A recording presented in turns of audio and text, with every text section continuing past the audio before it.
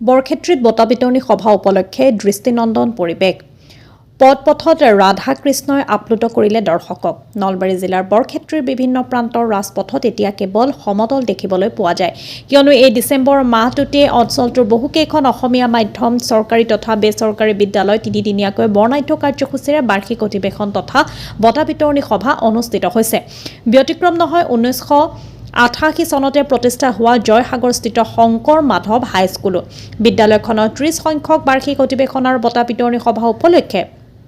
বিদ্যালয়খনৰ শিক্ষক শিক্ষয়িত্ৰীসকলে আজি অঞ্চলটোত এক সমদল বাহিৰ কৰি দৃষ্টিনন্দন পৰিৱেশৰ সূচনা কৰে সমদলত অংশগ্ৰহণ কৰা বিভিন্ন ছাত্ৰ ছাত্ৰীৰ মাজতে ভেকচন প্ৰতিযোগিতাত মমি ৰবি দাস আৰু বিপ্লৱ বৈশ্যই মনোমোহা পৰিৱেশত ৰাধাকৃষ্ণৰ সাৱলীল অভিনয়েৰে দৰ্শকক আপ্লুত কৰিবলৈ সক্ষম হয়